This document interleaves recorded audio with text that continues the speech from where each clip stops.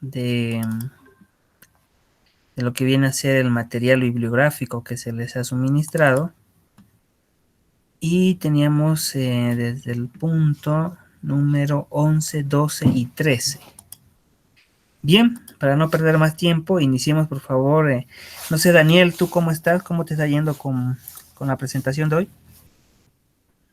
Buenas noches, Inge. Sí, sí, la tengo lista, Inge.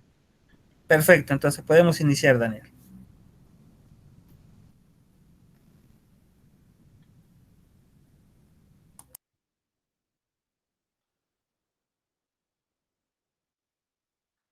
¿Se puede observar, Inge?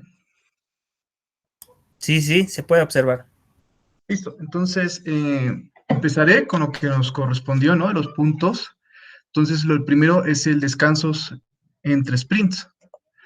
Bueno, después de la demo y la retrospectiva, tanto el dueño del producto como el equipo estarán llenos de información y de ideas por digerir. Si se ponen de inmediato a planificar el próximo sprint, es probable que nadie tenga la oportunidad de digerir ninguna información o lección aprendida. El dueño del producto no tendrá tiempo de ajustar sus prioridades después de la demo. Se intenta introducir algo de descanso antes de empezar un nuevo sprint, más específicamente en el periodo después de terminar la retrospectiva de sprint y antes de la siguiente reunión de planificación del sprint.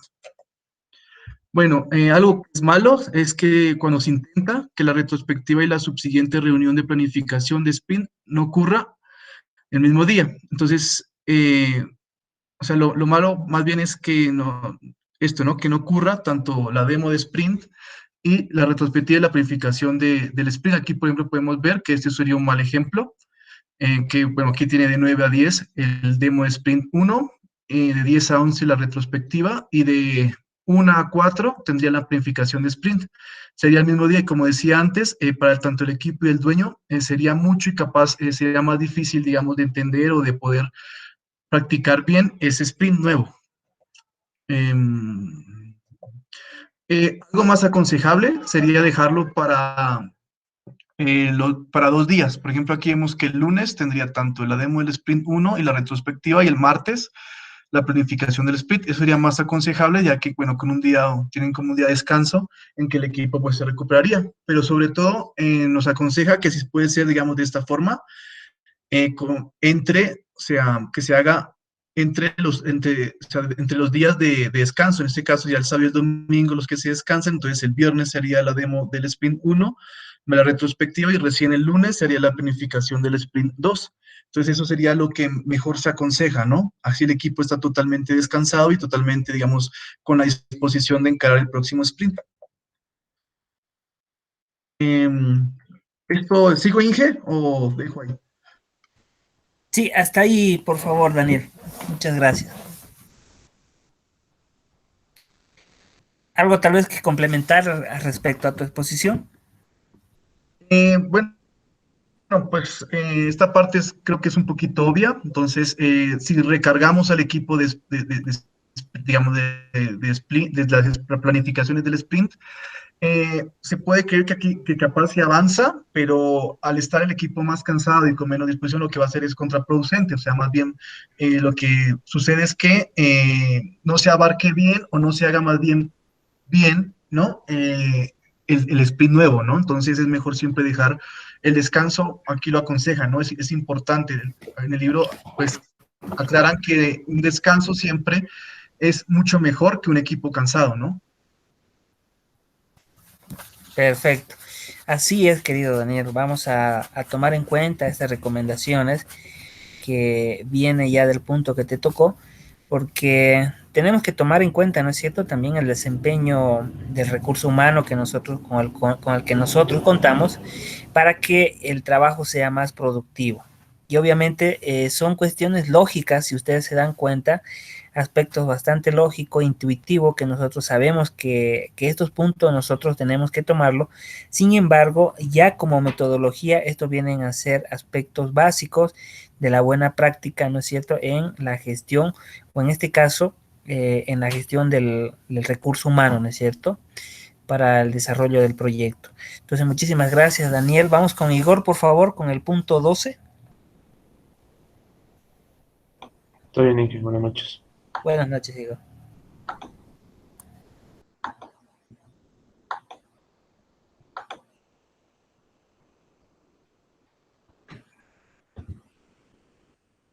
¿Se puede ver, Ingrid? Ahora sí se puede. Ya. Lo que yo voy a explicar es el punto 12, que es cómo hacemos planificación de entregas y contrato a precio cerrado. Esto nos indica que a veces necesitamos planificar por adelantado más de un sprint a la vez. Típicamente cuando tenemos un contrato a precio cerrado en el que tenemos que planificar por adelantado, perdón, o correr el riesgo de firmar algo que no podemos entregar a tiempo. Eh, Típicamente la planificación de entregas es para todo desarrollador un intento de resolver la pregunta cuándo lo podemos desarrollar y si somos capaces de entregar la primera versión del nuevo sistema que estamos desarrollando en la fecha indicada. Más que todo en este punto se refiere a lo que es la planificación del proyecto o del proyecto a desarrollar o del sistema para poder crear, se podría decir, una planificación de tiempos para poder entregar las versiones del proyecto. Segundo punto es define tus umbrales de aceptación. Esto se refiere que además de la pila de producto habitual que conocemos, el dueño de producto debe definir una lista de umbrales de aceptación. ¿Qué son los umbrales de aceptación? Simplemente son una simple clasificación de qué significan los niveles de importancia de la pila de producto en términos de contrato. Por ejemplo, una definición de umbrales de aceptación puede ser, como primer punto, todos los elementos con importancia de mayor o igual a 100 deben estar incluidos en la versión 1.0. Segundo punto, todos los elementos de importancia de 50 a 99 deberían estar incluidos en lo que es la versión 1.0, pero esto se podría pasar, se podría pasar sin ellos para que se les pueda entregar un poco después. El siguiente punto es los elementos con importancia entre 25 y 49 son requisitos, pero podemos incluirlo en una siguiente versión que nosotros presentemos. El siguiente punto nos dice que los elementos con importancia menor a 25 son puramente especulativos y puede que ni siquiera hagan falta al momento de presentar el sistema.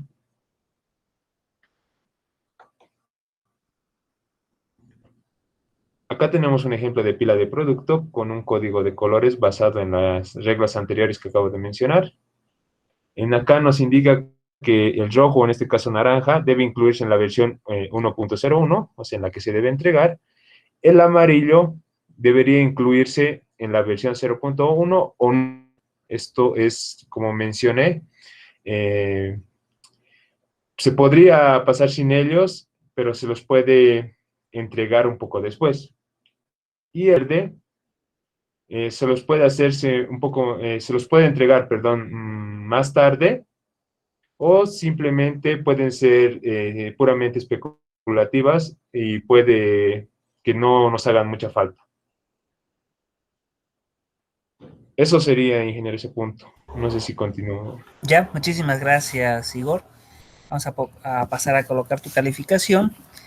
Y no sé si hay algo tal vez que complementar o algo desde tu punto de vista con respecto al punto que te tocó. No, principalmente a lo que he leído, lo principal es realizar la planificación. De acuerdo a la pila de producto que nosotros desarrollemos, especificar qué puntos son importantes o qué elementos son importantes para la primera entrega del sistema y más o menos realizar una clasificación, lo cual nos ayude a identificar qué es lo principal que debemos desarrollar para mostrarle al usuario y cuáles son los aspectos o los elementos que se podrían desarrollar después de la primera presentación. Ya, sí es muy importante, ¿no es cierto?, tomar en cuenta el tiempo. Bien, muchísimas gracias, Igor. Entonces, ya para no olvidarnos y tomando en cuenta que ya está la mayoría, vamos a pasar por favor a llamar lista. Iniciamos con Igor, que sí está presente. Álvaro Fabián. No se encuentra Álvaro, ¿no? Ausente. Alexander, también ausente. Celso, también ausente. Wendy, Presente, Inge. ya, presente. Justin, tenemos a Justin o no, no se encuentra, ¿no? Justin, ausente. Jesús, Presente, ingeniero. perfecto, Jesús sí está. Jimmy, Presente, Inge. ya.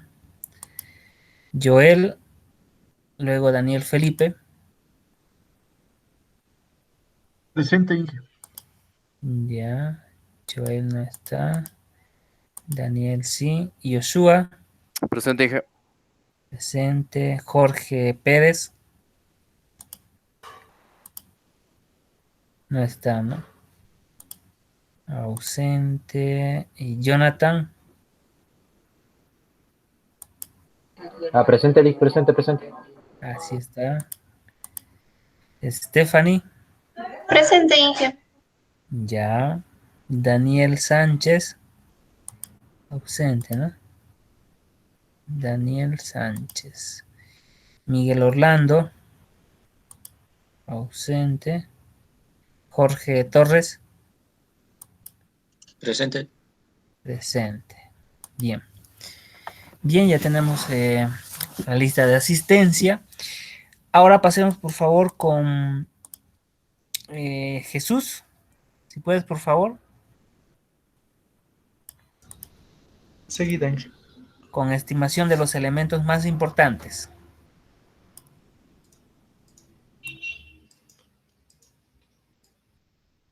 Estimación.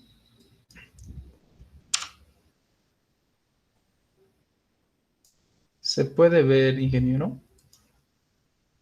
Sí, sí, sí, se puede ver.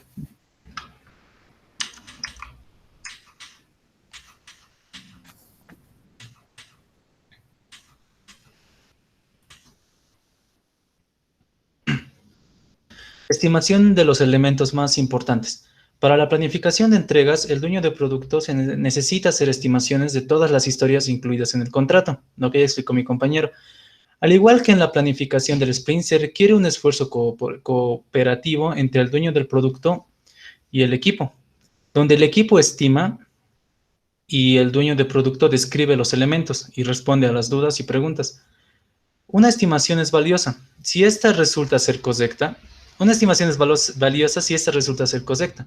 Si esta presenta incertidumbres del 30% o valores que desvían esta, es menos valiosa. Y si no presenta conexiones con la realidad, esta es inútil.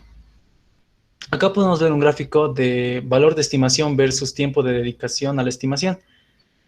Podemos ver que la estimación del dueño del producto es un poco más superficial que la de la estimación del equipo. En bibliografía aparte, se hace representación a esta como si la estimación del dueño del producto ambos son funciones no lineales, pero en este caso la estimación del dueño del producto se asemejaría más a una función con logaritmo en base 10, a lo que leí, pues al principio presenta la curva y después se atenúa.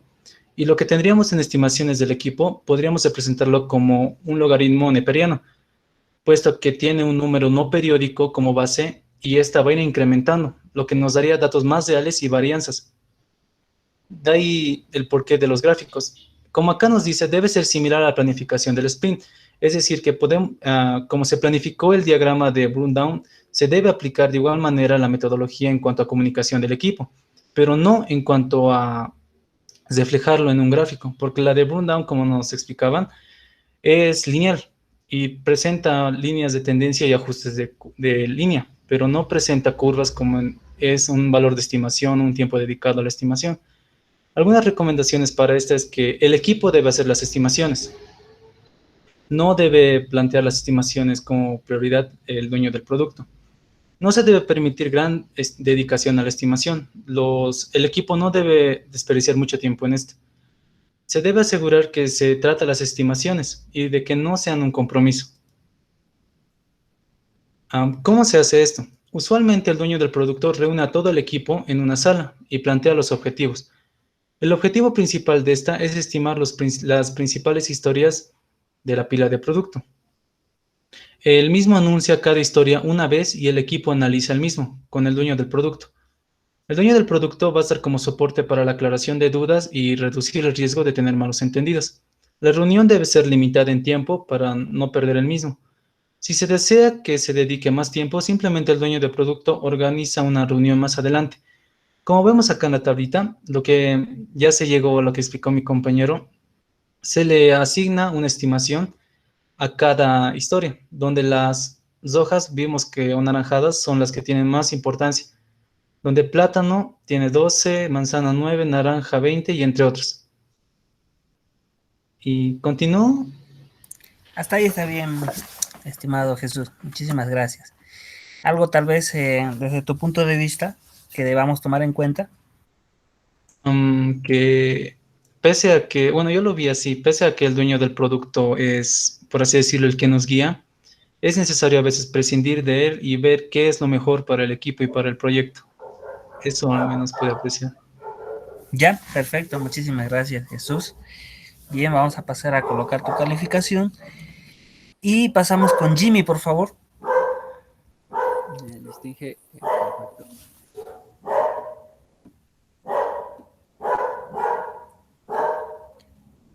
Sí, Jimmy, adelante.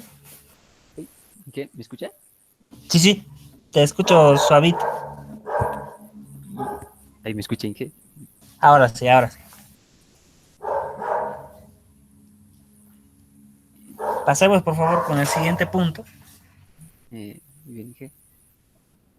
Listo. Entonces, a mí me tocaría, Inge, estimar la velocidad. Esto significa que debemos sí, decidir nuestro factor de dedicación, en cuánto tiempo, digamos, nuestra determinación. En sí, digamos que determinamos que el factor de dedicación del equipo es de 50%. En sí, esto sería bastante bajo, porque no estaríamos dando el 100% de lo que deberíamos dar. Bueno, normalmente tendríamos que dar el 70%. Bueno, en sí, digamos que la duración del sprint es de 3 semanas. En sí serían 15 días, sin contar los fines de semana, y el tamaño del equipo es 6 personas. Así que cada sprint en sí tendría que durar 90 días hombre, ideales.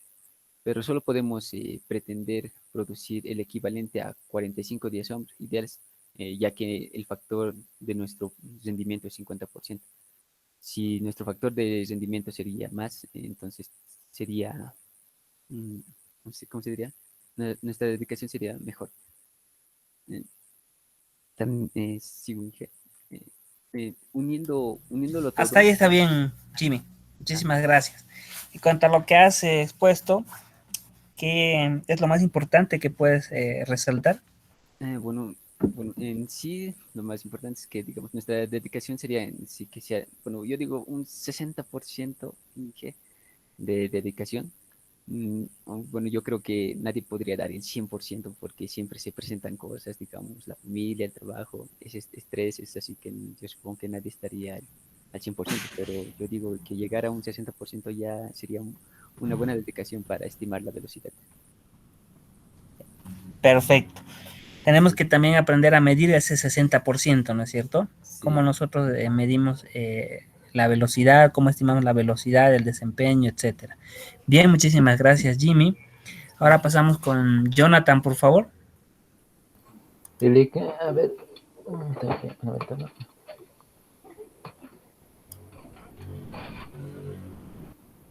Con la parte de uniéndolo todo en un plan de entregas. O ya, el ¿se ve, no? release plan. Sí, sí, se ve. Ya, uniendo todo en un plan de entregas. Eh, Ahora que se tiene toda la estimación de tiempo y una velocidad de 45, se puede dividir fácilmente la pila de productos en sprint.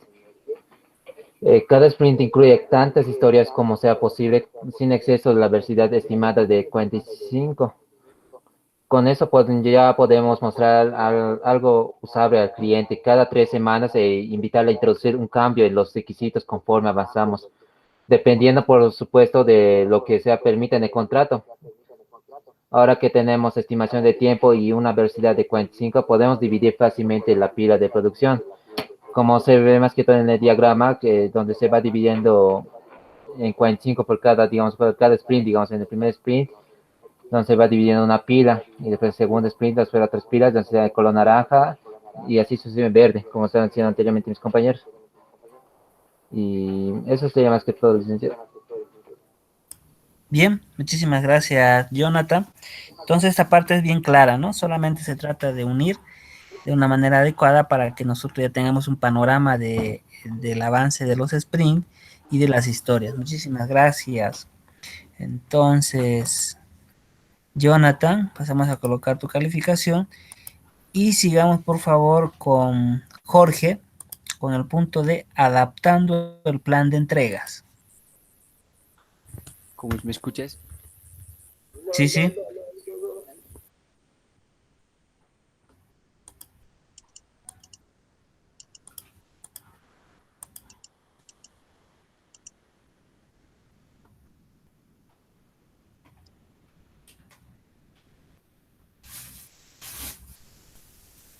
Adaptando el plan de entregas. Después de cada sprint se comprueba la velocidad real de dicho sprint. Si la velocidad real ha sido muy diferente de la estimada, se revisa la velocidad estimada para los próximos sprints y se actualiza el plan de entregas. Si esto nos coloca en una situación problemática, puede que el dueño del producto empiece a negociar con el cliente o se dedique a averiguar cómo podemos reducir el alcance sin romper el contrato. O quizás el dueño y el equipo encuentren una forma de aumentar la velocidad, eliminando algún impedimento severo que se haya identificado durante el sprint. Quizás no sean buenas noticias para el cliente, pero al menos estamos siendo honestos y le estamos dando al cliente opciones muy pronto. Podemos entregar las funcionalidades más importantes en fecha o entregarlo todo, pero tarde. Eso es, Inge. Bien, muchísimas gracias, Jorge. En esta parte, tal vez alguna interpretación que podrías darnos.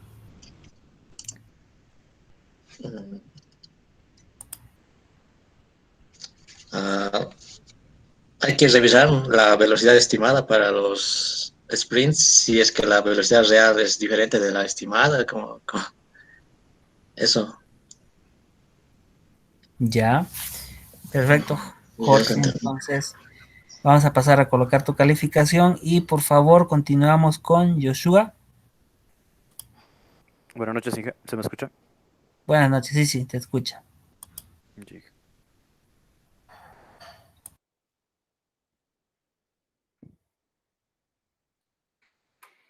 Esto es lo que seguiría, ¿verdad, Inge? ¿Cómo combinamos Scrum con XP?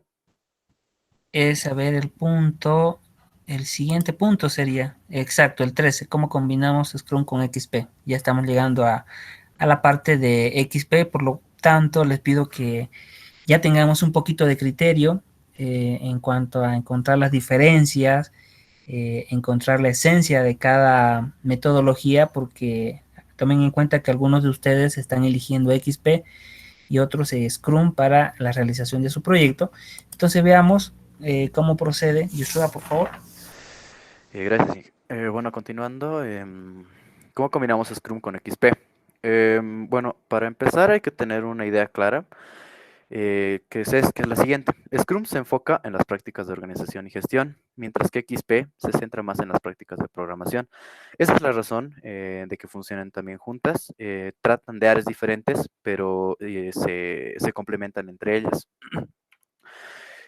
Programación por parejas. La programación por parejas realmente mejora la calidad del código, mejora la concentración del equipo. Algunos desarrolladores que están en contra de esta programación no lo han probado, pero una vez que lo prueban, rápidamente la aprenden y aprecian una vez que la ponen en práctica. La programación por parejas es agotadora, no debería hacerse durante todo el día. Es bueno cambiar de parejas frecuentemente. La programación por parejas realmente mejora la distribución del conocimiento entre el equipo. Algunas personas simplemente no se sienten a gusto haciendo programación por parejas, puede ser por tal vez motivos personales con alguna de sus compañeros que indirectamente le genera un malestar. La revisión de código es una alternativa aceptable para la programación por parejas. El navegante, que es la persona que no usa el teclado, perdón, debería tener un ordenador propio también. No tanto para desarrollar, pero sí para hacer pequeñas tareas cuando sea necesario, consultar documentación. Cuando el piloto, que es el que usa el teclado, se atasque o se pierda en algún punto. Desarrollo guiado por pruebas TDD. Desarrollo guiado por pruebas significa escribir un test automático y a continuación se escribe el código suficiente para pasar dicho test. Después se debe refactorizar el código, principalmente para mejorar la legibilidad y eliminar duplicaciones, aclarar y repetir. El TDD es duro, los programadores tardan un tiempo en entenderlo. En muchos casos, no importa cuánto lo expliques, demuestres o los animes, la única forma de que un programador entienda es emparejarlo con otro programador que sea bueno en TDD. El TDD tiene un efecto profundamente positivo en el diseño del sistema. Se tarda un tiempo en conseguir que el TDD funcione en un nuevo producto, especialmente con pruebas de integración. TDD en código nuevo. Se hace TDD para todos los nuevos desarrollos, incluso si significa que el arranque del proyecto tarde más tiempo, ya que se necesitan más herramientas y soporte para pruebas de seguridad. TDD en código antiguo. Este es un pequeño fragmento del texto en el que nos basamos. Dice que pasamos bastante tiempo intentando automatizar las pruebas de integración en uno de nuestros sistemas más complejos. Una base de código que habíamos empleado durante un tiempo y estaba en estado severo de desorden y completamente desprovista de pruebas. Esto más o menos hace referencia a que un TDD en un código antiguo no siempre va a ser satisfactorio, ya que hay que ordenar muchas cosas y hay que automatizarlas. Entonces, en esta parte se perdería mucho tiempo al implementar el TDD, lo que sería mejor que si un código antiguo es muy complicado, es mejor dejarlo sin el TDD. Diseño incremental. Esto significa mantener el diseño simple desde el principio y mejorarlo continuamente a medida que avanzamos, en lugar de conseguir que todo funcione desde el principio y entonces congelarlo. La mejora continua del diseño es sobre todo un efecto secundario automático de hacer TDD. Continúa, Inge. Hasta ahí nomás, Joshua, muchísimas gracias.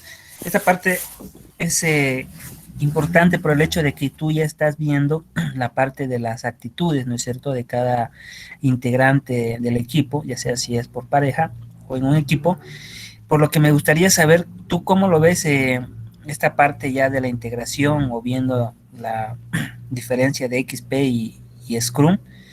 ¿Y cuál sería la conclusión, estimado Joshua? Bueno, lo más interesante que vi en este punto, bueno, en estos puntos, es la programación por parejas, que la verdad nunca la había escuchado ni visto. Me parece interesante las características que tiene y bueno, si bien tenemos que tener como que un complemento con la pareja que nos toca, sería bueno, digamos, porque si yo tengo alguna falla, mi compañero puede corregirme o darme alguna sugerencia y así que el código sea más funcional y también esté con una buena compilación. Eso, Inge. Perfecto.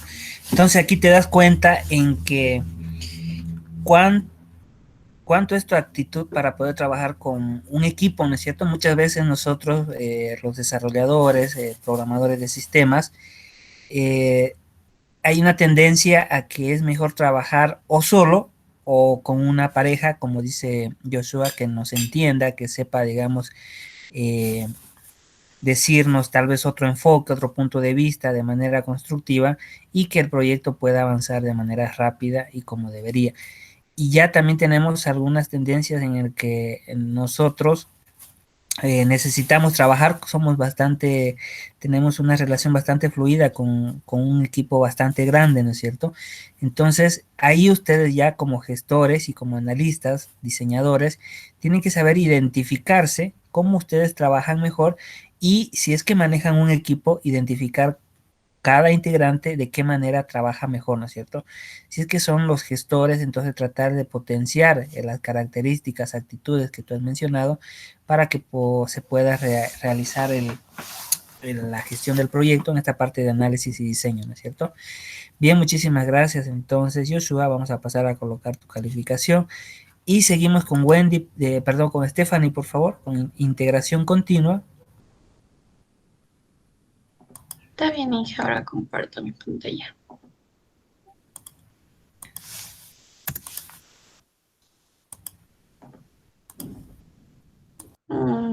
¿Puede verlo? Está cargando. Ahora sí. Ok. Ok, complementando a lo que ya dijeron, vamos a ver el punto de la integración continua.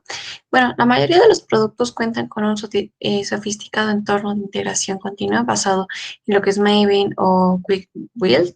Esto es extremadamente valioso y ahorra bastante tiempo a la hora bueno, del desarrollo como tal.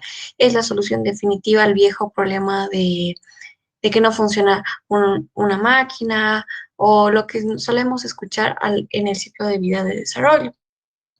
También nuestro servidor de compilación continúa actuando como el juez o el punto de referencia desde que podemos determinar la salud de todo lo que es las bases de nuestro código.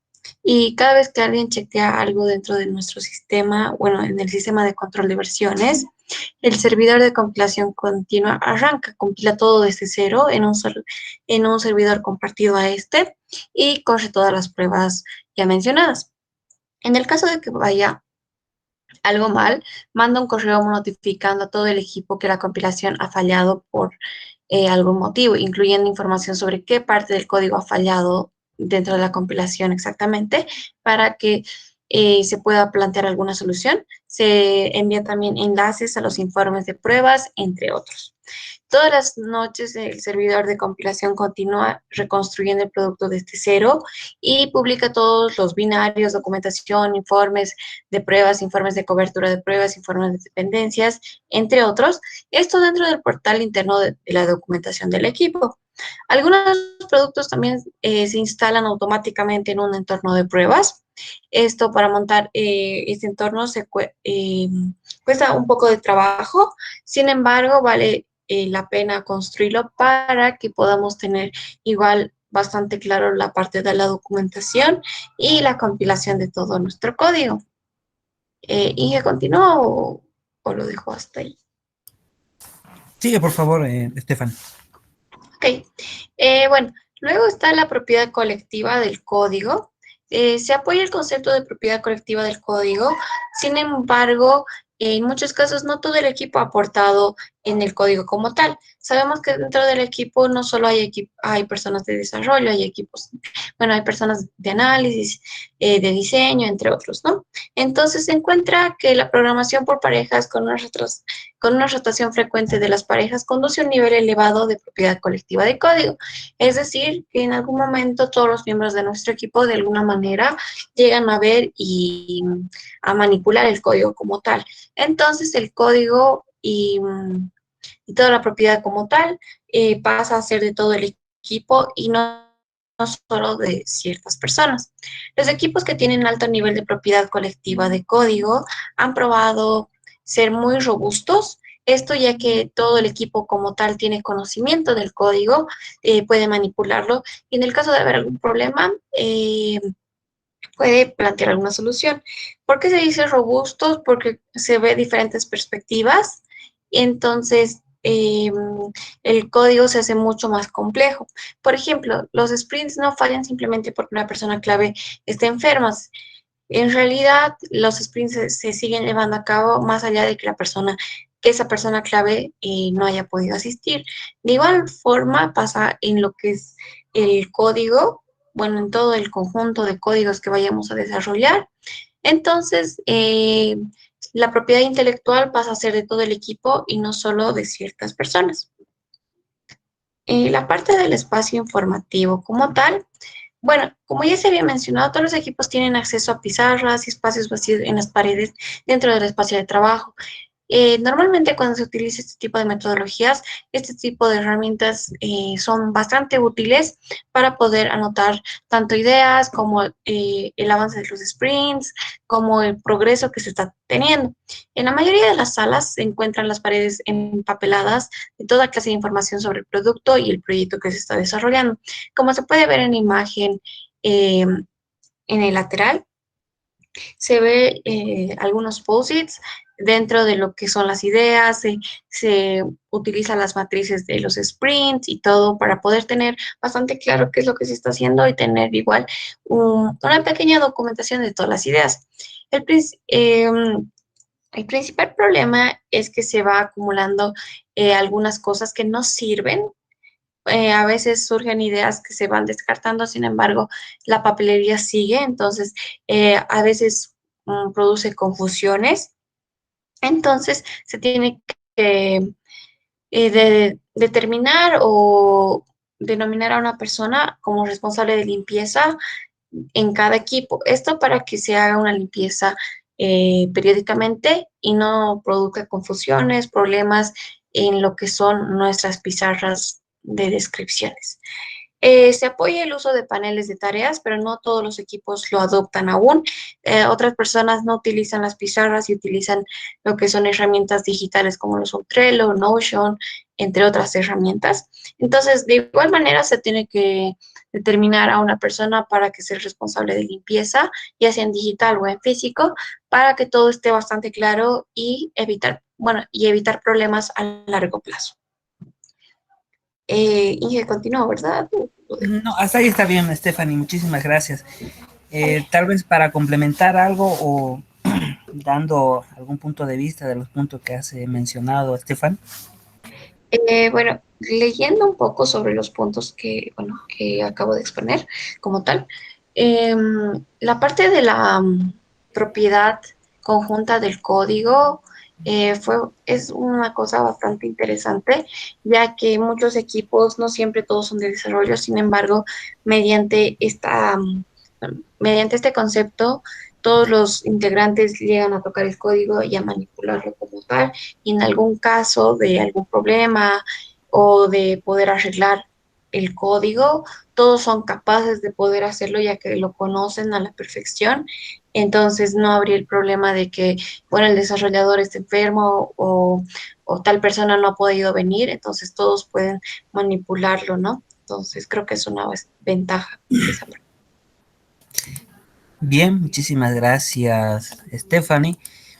Y algo muy importante de lo que menciona Stephanie ya es de la integración, ¿no es cierto? Del trabajo en equipo, ya echándole un poco manos al código fuente, por lo que en el primer punto, por ejemplo, Stephanie nos hablaba de Maven, ¿no es cierto?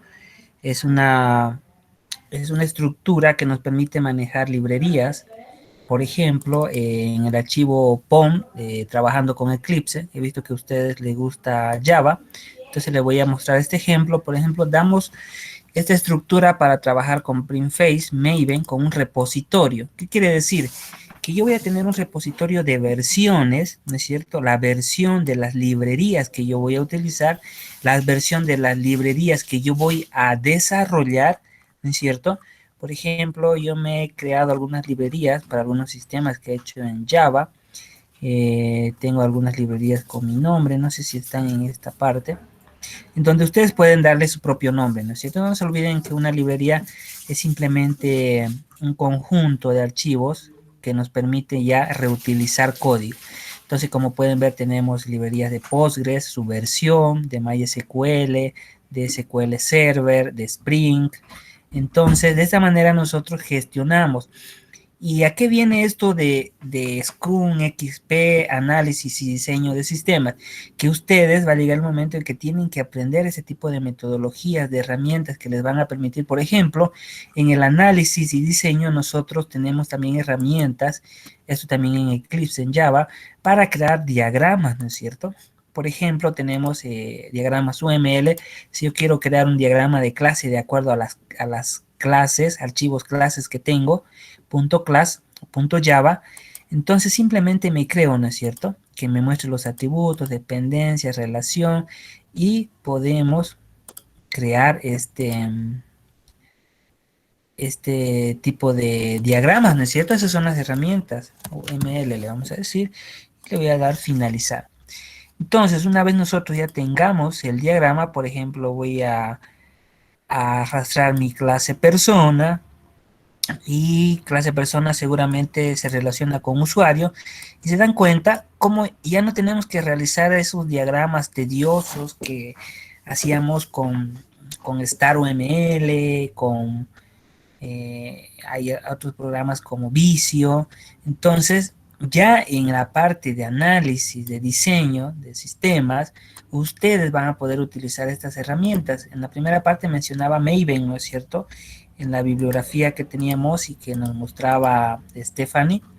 Entonces, en esta parte de integración, Maven viene a tener un rol importante, ¿no es cierto? Como Kickbuild. Entonces, como les mostraba, es muy importante que ustedes tomen en serio la parte que están leyendo y sería mejor que investiguen, porque no solamente les va a servir para tener una calificación de 10 en la materia del ingeniero José Ignacio, sino también para ponerlo en práctica ya en proyectos que ustedes van a encarar. Así sea un proyecto bastante básico con 5 clases o un sistema ERP bastante robusto, ustedes pueden apoyarse en estas herramientas que están aprendiendo. Ahora, de manera indirecta, obviamente estamos dando por sentado en esta parte, por ejemplo, de Maven. Si yo no lo hablaba o alguien de ustedes le hubiera tocado esta parte, podría dar un ejemplo de cómo utilizarlo, ¿no es cierto? Cómo se utiliza en la integración, en el control de versiones también. Hay otros tipos de controles de versiones. Entonces, ya esto, por ejemplo, yo lo utilizo cuando programo con Java, Java Web, y es bastante útil, ¿no es cierto? Hago una analogía, por ejemplo, cuando yo estaba en la universidad, recuerdo que nosotros nos preguntábamos, ¿por qué nos enseñan o por qué leemos sobre cálculo o física, ¿no es cierto? Y da la casualidad que a mí me tocaba hacer un sistema de riego, ¿no es cierto? De riego de sembradíos, entonces teníamos que calcular el caudal, las distancias. Entonces, si se dan cuenta, todo de manera indirecta nos va a servir en algún momento. Y justamente también quiero que lo tomen en serio la bibliografía para que les sirva, porque ¿cuál es el objetivo de estas clases? De que nosotros podamos adquirir conocimientos, aparte de generar nuevos conocimientos, ¿no es cierto? Y que estos conocimientos nos puedan servir ya en nuestra carrera profesional cuando ya salgamos del Instituto Atenea y podamos poner en práctica todo. Estoy seguro que ustedes van a ser unos excelentes profesionales, tienen actitudes bastante destacadas, todos ustedes, y por lo tanto, la invitación siempre es, ¿no es cierto?, a poder leer de manera consciente, porque les guste, ¿no es cierto? No solamente leer porque vamos a presentar una exposición. Entonces, muchísimas gracias, Stephanie. Ahora sigamos, por favor, con la parte de espacio formativo, estandarización de código y ritmo sostenible. Creo que son los últimos puntos del tema 13 con Wendy, por favor. Y de esa Sí, manera ingeniero. ya concluyendo. Muchísimas gracias, Stephanie. Ahora, por favor, Wendy. Ok, ingeniero, enseguida.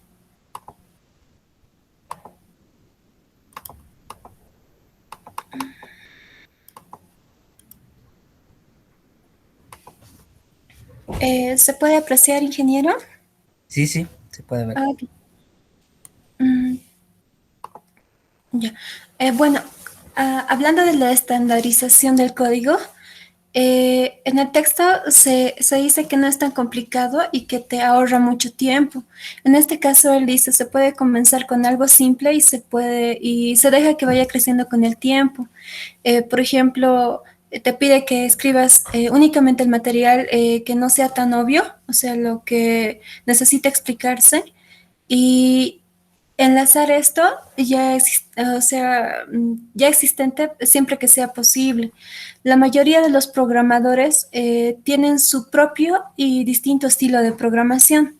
Digamos, pequeños detalles como la forma en que tratan las excepciones, cómo comentan el código, cuándo devuelven un valor null, son diferentes o propias de cada programador, pero en algunos casos esta diferencia no importa, pero en otros puede conducir a una severa inconsistencia en el diseño del sistema y a un código difícil de leer.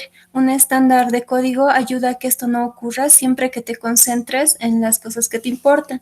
Muchas veces los desarrolladores de códigos no se quedan permanentemente en una empresa, entonces puede ingresar otra persona y ve el código con el que ha trabajado, le puede resultar más difícil porque no está estandarizado, no tienen un patrón de seguimiento. Entonces, las recomendaciones que se dan para ello, para que no se perjudiquen en la demora, en la entrega y en el desarrollo del software, son como estas. Por ejemplo, usar las convenciones de código de SAN. Estas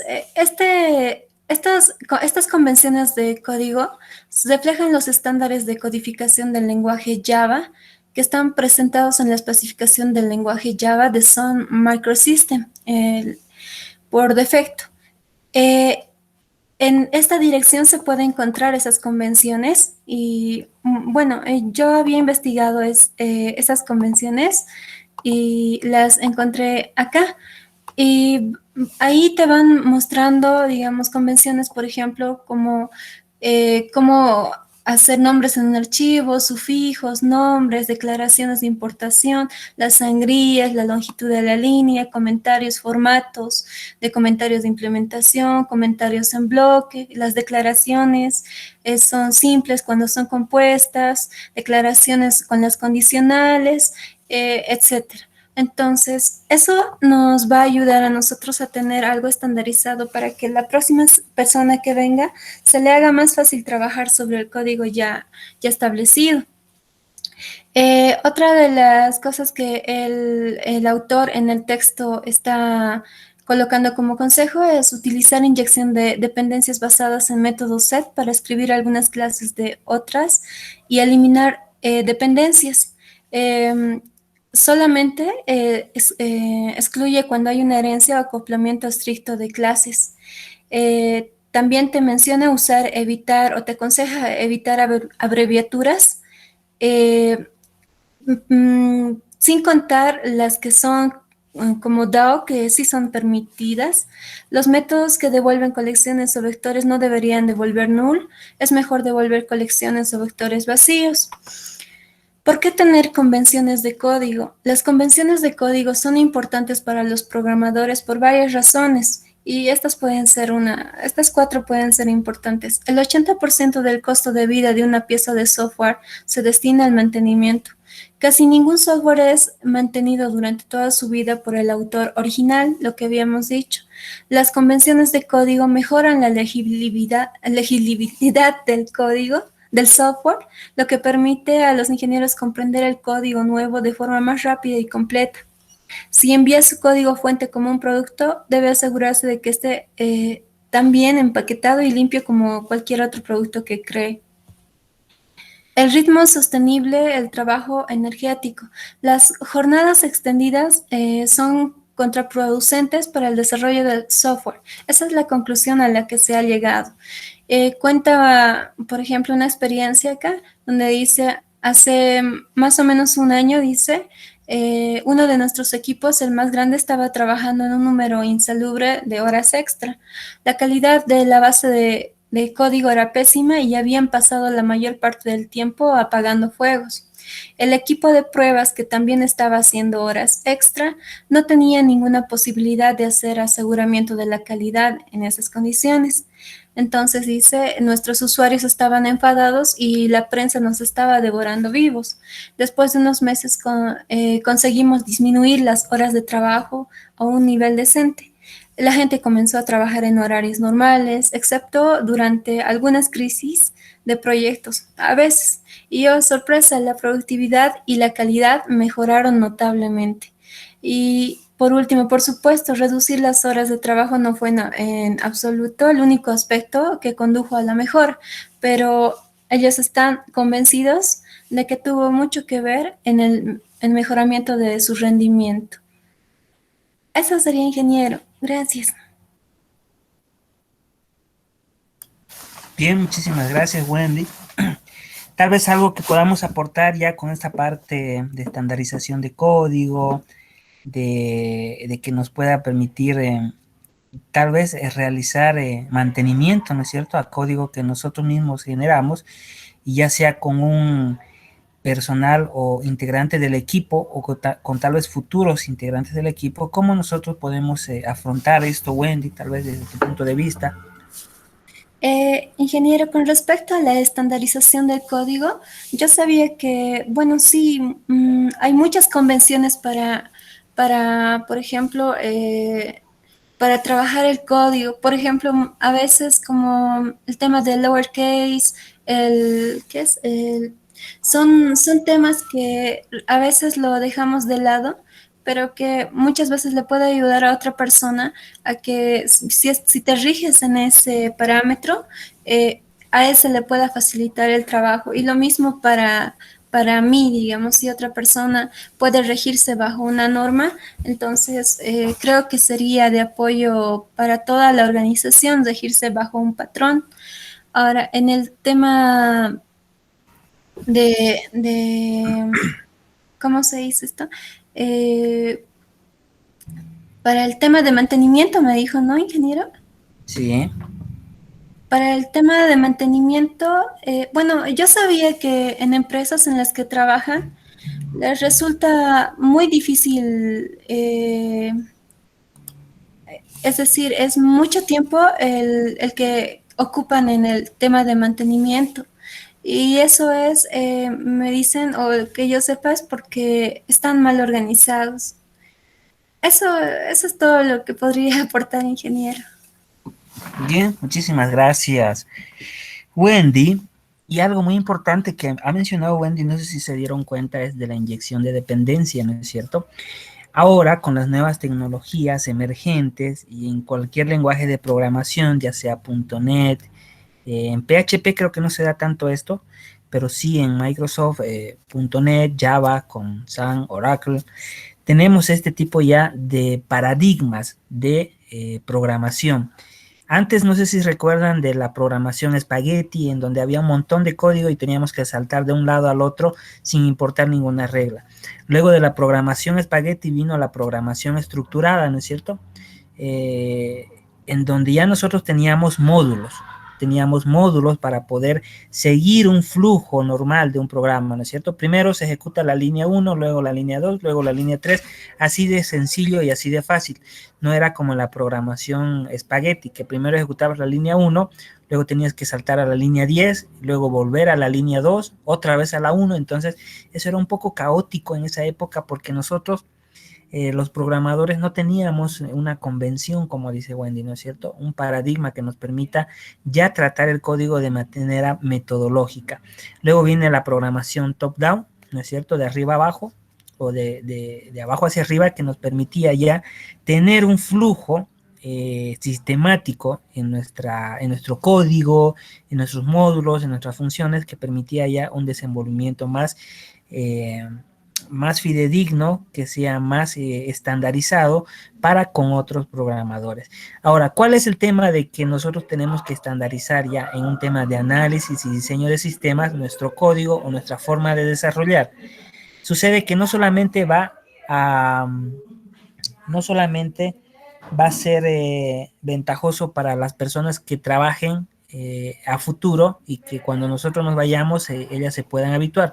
No, también va a suceder que nosotros necesitamos que estandaricemos en un equipo la forma de trabajar de tal manera que si yo trabajo con Wendy y no sé, por algún motivo me enfermo o viajo y necesitamos entregar un proyecto para la próxima semana, entonces Wendy va a trabajar sobre lo que ya yo estoy haciendo de una manera fluida, ¿no es cierto? No va a tener que interpretar mi código o decodificarlo, porque ya va a estar estandarizado. Ella va a saber cómo seguir, cómo hacerle ese mantenimiento si es que yo me he equivocado en algo o hay un error en tiempo de ejecución o hay un error en tiempo de programación, ¿no es cierto? Entonces, esa es la idea. Para ellos han surgido la parte de lo que les comentaba, de inyección de dependencia, que esto lo manejamos con Spring, por ejemplo, ya en Java. utilizamos Spring. Yo en lo personal utilizo una arquitectura de 5 capas, como ya les había comentado en algún momento: la capa del dominio, la capa de la persistencia, la capa de servicios y la capa de vista, y la capa de datos, que es la quinta capa, que es mi gestor de base de datos, ya sea Oracle, ya sea SQL Server, MySQL o Postgres. Entonces, de esa manera, por ejemplo, yo tengo ya bien estratificado, y si tengo un error, ya sea por tipo de dato que tenía que ser double en el monto de un saldo, entonces yo me voy a dirigir tal vez al tipo de dato que está en dominio. Si es algún tipo de información en persistencia que no quiere guardar, o hay algún error en la parte de SQL, entonces me voy a persistencia. Si es en algún servicio web que yo estoy prestando a una entidad externa o con una integración del sistema, seguramente va a estar en servicio. Si es algo relacionado con el cálculo de procesos, no sé, cálculo de alguna función matemática o alguna vista, entonces debe estar en view, ¿no es cierto? O en vista. Entonces, de esa manera nosotros estandarizamos. Y si yo trabajo con Wendy y le paso esta estructura, ¿no es cierto?, de proyecto, entonces Wendy ya va a saber cómo manejar en cuanto haya algún tipo de mantenimiento, o cómo seguir con el proyecto si es que yo no estoy disponible, ¿no es cierto? Entonces, de esa manera, por ejemplo, yo tengo bien separados los códigos de la parte de SQL, por ejemplo, consultas de SQL. Aquí hago consultas de usuario, ¿no es cierto?, con un mapeo, con MyBatis. Este mapeo, en donde yo tengo todo el código SQL en mi Java Mapper.xml, seguramente va a estar declarado como una interfaz, no sé, tal vez en persistencia. Entonces yo me voy a crear interface para que puedan hablar entre mi base de datos, mi código Java y mi vista. Entonces yo voy a declarar como interface todos los métodos que yo voy a utilizar, si existe un usuario, obtener usuario, etcétera. Pero esos métodos, por ejemplo, getUsuario, va a estar aquí dentro de mi código SQL, ¿no es cierto? Entonces, de esa manera nosotros vamos a ir separando en capas ya bastante estratificadas, ¿no es cierto?, para que nos ayude en la parte del análisis, del diseño, no solamente en eso, sino en el desarrollo. Entonces, les invito también a que vean inyección de dependencia. Por ejemplo, ya para el diseño, si ustedes están orientándose a Java, les recomiendo también que utilicen en sus vistas Printface, ¿no es cierto?, que ya les había hablado. Pueden visitar su página printface.org y a ver, prima, exacto, es prima. Printface, ahora vamos a buscarlo en Google.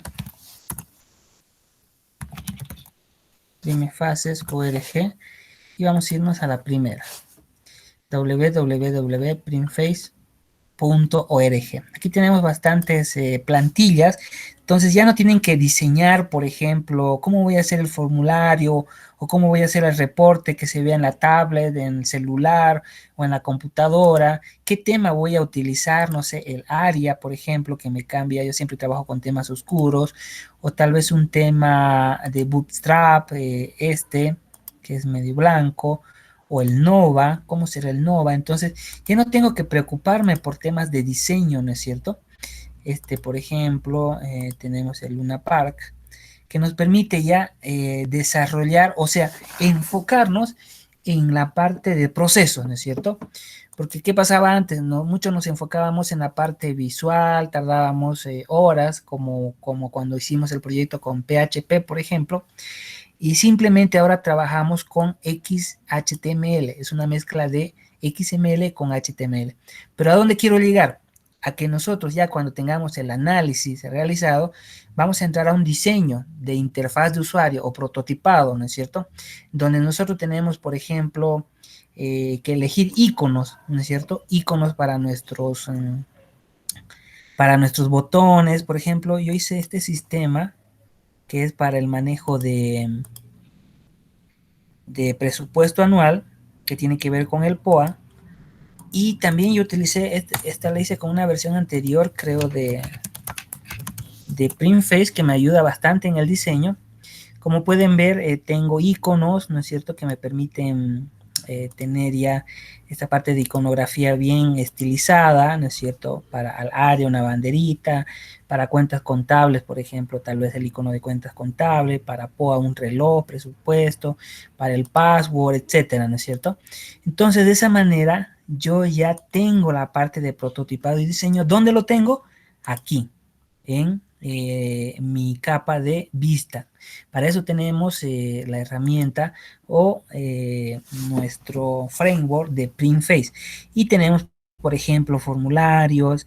Por ejemplo, si quiero no sé, un texto o una caja de texto que me permita sacar emergente un keyboard, entonces puedo tenerlo, ¿no es cierto? Tal vez para el modo de password, ¿no es cierto? Entonces esto ya está diseñado. De tal manera que nosotros simplemente tenemos que utilizar el diseño. El diseño aquí está bajo el código en XHTML y el Bing de la vista, el que maneja los datos que ingresan, ¿no es cierto? Por el diseño, maneja y hace los procesos. No sé, cálculo, etcétera. Y como pueden ver es extensión .java, es lo que yo utilizo. Y tenemos extensión XHTML, que es la otra subcapa de la vista, ¿no es cierto? Tenemos la clase, como llamábamos antiguamente, la clase controladora y la clase de vista, que en realidad, no sé si se acuerdan del modelo vista control, que ya es bastante antiguo. Aquí en el modelo vista control eran 3 capas, ¿no es cierto? Ya en las nuevas arquitecturas emergentes, como la que yo manejo, se manejan 5 capas, ¿no es cierto? Inclusive cada capa tiene subcapas. Entonces, ¿cuál es el objetivo de las capas? De estratificar, de que pueda ser sencillo realizar un mantenimiento. Si yo tengo que hacer pues una modificación en la clase usuario, simplemente me vengo a usuario y modifico sus getter, setter o aumento un atributo, etcétera. Se dan cuenta que no tiene muchas líneas de código, simplemente atributos y métodos. Si quiero modificar el cálculo tal vez de la edad, entonces tal vez está en los views, ¿no es cierto? En las bin, área bin o usuario bin, etcétera. Entonces de esa manera nosotros ya tenemos esta facilidad para poder gestionar este tipo de sistemas. Y creo que tenemos, por ejemplo, y no se olviden que es responsive también, ¿no es cierto? Por ejemplo, hay componentes ya prediseñados. Por ejemplo, para hacer solicitudes yo me hice este que es un field set, ¿no es cierto? Puedo ir cambiando. Para proveedores un simple formulario con una tabla, ¿no es cierto? Eso ya habíamos visto. Una búsqueda directamente. Por ejemplo, todos los que inicien con I, etcétera, ¿no es cierto?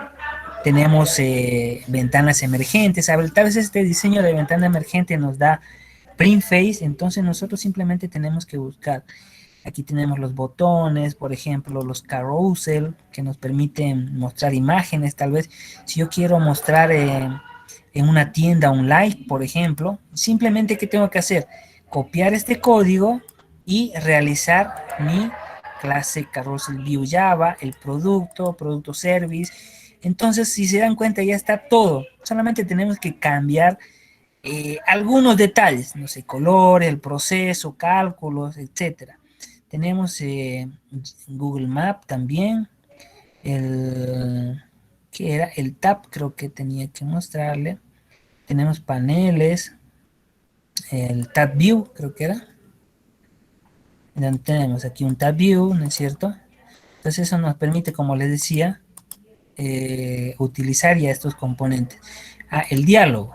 Entonces si yo presiono, por ejemplo, quiero ver el detalle de algo, tenemos este componente de diálogo o overlay panel también.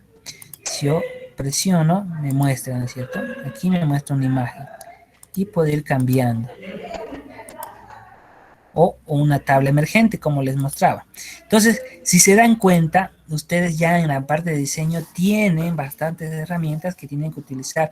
Y en lo que mencionaba Wendy con la inyección de dependencia, pues tenemos también herramientas como Spring, que nos permite también el desarrollo ya a un nivel de diseño con inyección de dependencia.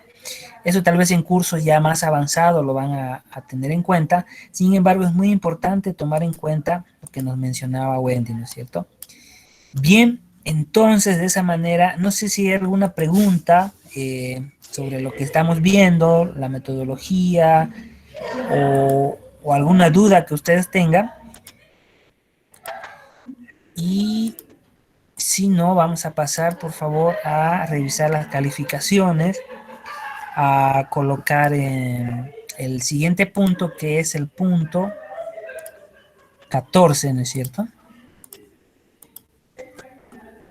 El punto 14 va a ser para la siguiente clase, así que por favor tomar en cuenta eso. Punto 14. Esta vez tiene calificación Jonathan, Jimmy, Jesús, Igor, Daniel Felipe, Joshua, Jorge y Stephanie y Wendy también, que nos estamos olvidando. Wendy también tiene 10 puntos. Entonces, ya para la siguiente clase vamos a seguir acumulando calificaciones. Entonces, todos, por favor, para la siguiente clase leamos el punto 14, que también nos va a servir para que nosotros podamos ya utilizar herramientas como Scrum y XP. Si se han dado cuenta, hasta el momento simplemente son cuestiones de metodología, algo teórico, como que el tiempo de las reuniones, actitudes de los integrantes, integraciones, etcétera, ¿no es cierto? Ya estos aspectos vamos a ir colocándolo en práctica cuando retomemos nuestro proyecto para realizar la clase práctica. Bien, entonces no se olviden para la siguiente, el punto 14, ahí están las calificaciones, la llamada de asistencia también ya la realizamos, y ahora vamos a pasar, a que ustedes, como siempre en este periodo, que ya son las 21 y 24, de, no sé, 35 minutos hasta las 10 de la noche, preparen por favor, para que no haya excusa de que no pude o no tengo tiempo, vayamos preparando en este otro periodo nuestras material para la exposición de la siguiente clase. Bien, con esto sería todo. Si es que no hay alguna duda, pongámonos a trabajar. Nos estaríamos viendo la siguiente clase, que es la siguiente semana, para proseguir con nuestro contenido temático. Muchísimas gracias y les deseo que tengan un buen fin de semana y que Dios siempre esté al cuidado de la salud de ustedes y de toda su familia. Muchísimas gracias entonces y nos vemos el día lunes ya con la materia de gestión de software, ¿no es cierto? Gracias, Inge. Hasta luego. Hasta luego, Estefan. Buenas noches, Inge. Buenas noches, Wendy.